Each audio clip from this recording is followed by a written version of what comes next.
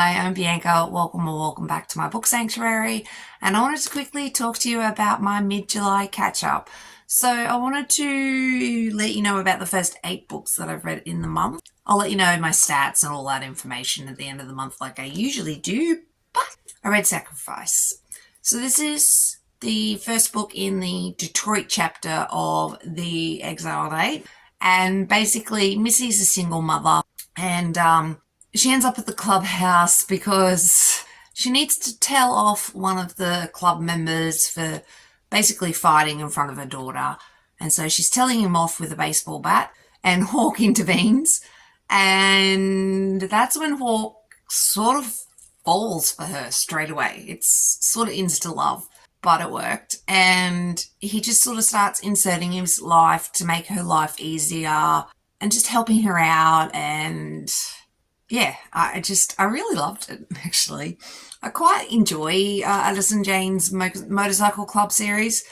They're kind of, they are sort of heavy, I suppose, can be kind of dark.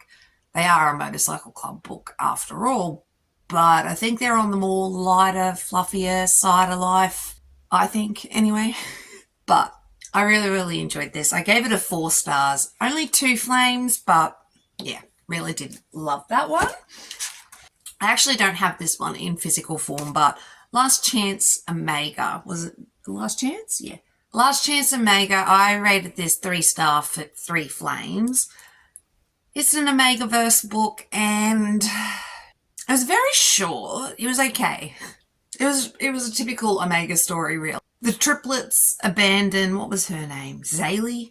The brothers abandon Zaylee and then expect her to, a few years later, to be like, yay, they're back for me. And I don't know, it just felt a little flat for me. And I really don't think the guys grovelled nearly as much as they should have. So yeah, not much to say about that one, unfortunately. And then I read Not So Many Options. Was it not? No, Not Many Options. With Not So Many Options, Riley is in this bar cafe thing with her 2 very young daughters. Co's about 3, and I think her baby Lily's about 3 or 4 months old. Anyway, she's there waiting on her ex. Ex finally shows up. They have their moment, and then she basically leaves but forgets something. And one of the guys owns the bar. I don't know what you want to call it. Anyway, he owns that, and he's been watching her all day and thinks she's really intriguing, and is also wondering who the hell is this douche who obviously doesn't give a flying fuck about her time. She's got 2 small children with her.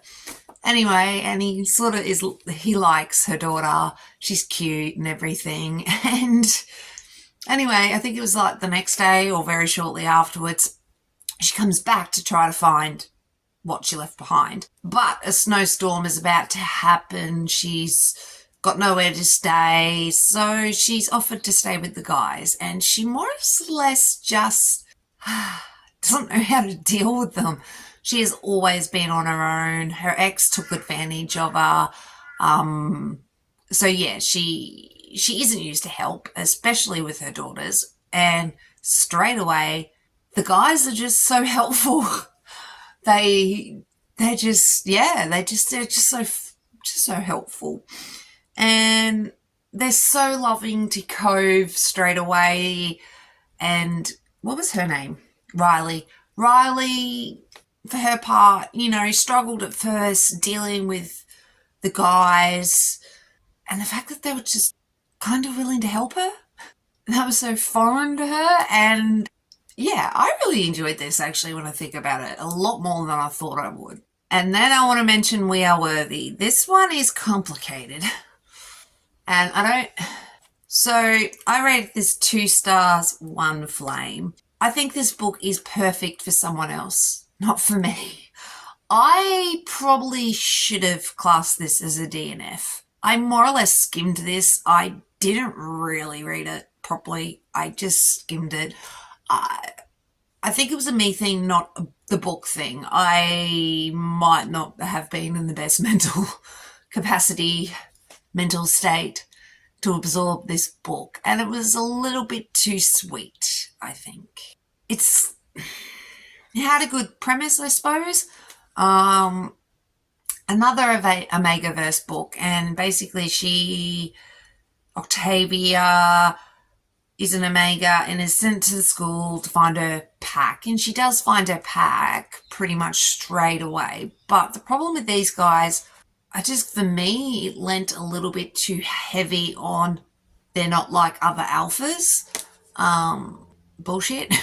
They were meant to be a little bit different, a little insecure and whatnot than other alphas. I just felt because of that, they weren't what an alpha is meant to be in Omegaverse.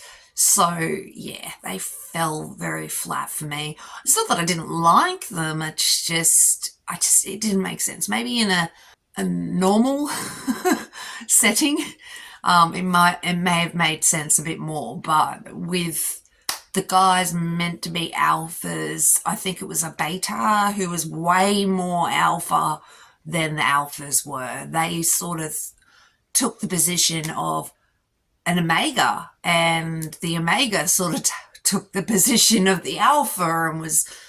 So yeah, I think this book is probably perfect for someone else. It's not for me, and I probably should have definitely classed it as a DNF, but we're counting it anyway because I can. Then I wanted to mention Wolfheart. So this is the first book in the Outcast Pack series. They're male gay romance shifter stories, very, very quick. This is the second one I've read. Insta love, but that's fine. And Zack and Con. This one sort of leans on a bit of homophobia, and I believe it's Zack's family or pack is very straight focused, and they really don't like the Outcast Pack, who are just this bunch of gay wolves who have more or less been shunned by their packs. Very archaic way of thinking in a lot of ways, which sucks, but it works in this, I suppose. But yeah, look, I don't want to tell you overly too much. They're just quick little insta-lovey stories. I really enjoyed this. I gave it a 4 stars. Only 3 flames though, but I quite enjoyed it. And I'm just slowly collecting them now. Then I want to mention Moon Enchanted. So this one, I gave this one actually a 3-star, 2 flames. And this is part of a trilogy. This is only book 1. And Cora, this is interesting in a lot of ways. So she's an artist and she sells this painting to a witch, though she doesn't realise she's a witch. And Cora has this weird birthmark, and it gets removed by the witch. And whilst Cora is at a concert with her friends, she starts seeing wolves, and wolves are starting to chase her. And she's like, huh? So she runs off, and one of the 3 werewolf dude king blokes finds her and rescues her and takes her to his castle in the middle of Ireland. So she's been forced to sort of stay there. She's sort of a captive, but sort of not. If she leaves the castle, she's just gonna die. There's other werewolf clan pack after her because of reasons. And the guys are very tortured and are still grieving Rose. So Rose was their partner, I don't know, 300, 400, 500 years ago. Fucking long time ago. Anyway, they were together and poor Rose passed away, died. And because of reasons, Edward's extremely tortured about it. And the other guys are also tortured about it. But I guess they're more willing to move on with their lives eventually, but they've been cursed. So Cora's kind of the key to their curse, but Cora's got magic, which she had no idea about. And yeah, anyway, I'm all over the shop, but I kind of enjoyed this, and then I kind of didn't. If that makes any sense. Like, it was okay. I just felt like it kind of felt, I don't know, a little predictable in some ways, but in other ways I really liked it. So I don't know, but I will be getting to the second one eventually. Don't ask me when. And then I wanted to quickly mention my last two books that I read for the mid-month. And then I wanted to mention, well, I've reread two books this month so far. And which one did I read first? So technically I have read these before. Storm Echo. So in a couple of days, Resident Surge comes out, or I think people in America already have it, you lucky buggers. But yeah, anyway, the next book is coming out, and I don't know, I've felt like reading about Ivan again, and Lee. Sorry, I'm not very good at pronouncing her name. So yeah, this is book 6, something like that. It's like book 6 inside Trinity series, but it's a spin-off to the Size Changeling series. So you kind of need to read them first before you get to these, more or less. So I don't think you can just pick this up on its own and it will make sense to you. It probably won't. But Ivan is in Changeling territory because of some sort of training course he wants to do. He hurts his leg and he finds Lei, or Lei finds him, and she helps him with his leg, and then they start sort of seeing each other, but Ivan's a merchant and a Psi, so he's new to the whole feeling thing, and yeah, they're so sweet together, and then something happens and they get pulled apart. And then about 2 years later, Ivan finds her again, and yeah, you get to see Dark River again, you get to see the cats, which I love the cats, and just everybody. I just love the whole thing, and I love the little mention of the bears, because bears are just bears. I can't wait, because Resident Surge is about the next bears. Bears is about bears, but I can't say anything but bears.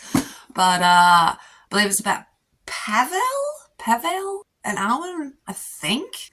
Don't hold me to that. And it's about the twin bears. And then I believe 2 Psis, basically, an empath Psi and Theo, who we don't really know too much about. Anyway, I'm getting sidetracked. Storm Echo, I ended up rereading that, really loved it, obviously, and then I read Wolfrain. I don't know why I wanted to pick this one up, I just did. I quite enjoy Alexei and Memory. Memory is extremely interesting, extremely strong. But as I got further through this one, I realised why I kind of wanted to pick it up, because Theo is mentioned in this, and she is in the next book. So, yeah, that's why I wanted to pick this one up. But Memory has been held captive for 15 years, give or take, by a psychopathic ding-dong. And Alexei finds her, and he's going through a rough time. He's a wolf, snow dancer wolf, and he's grieving, and he's troubled. And Memory is so intriguing to him, and he's very drawn to Memory, and Memory is very drawn to Alexei, but they have the moment of, is she only drawn to him because he rescued her, and vice versa? Is he, really drawn to her? And he doesn't want to mate. He never wants to find his mate because of what happened to his brother, and he's very hesitant about that. And Memory is an empath Psi, but she's different than the normal empathic Psi. And I like her relationship with Sasha and how that sort of develops. And yeah, I idolize this whole series. It's fantastic. If I could live there, I would. But yeah, Memory and Alexei's story, had to read it. But basically that was all the books that I have read so far in July. Nearly forgot what month it is. And I'll let you know of all my stats and all that sort of stuff at the end of the month like I usually do. But thanks for watching, guys. I really do appreciate it. And I'll catch you in the next one.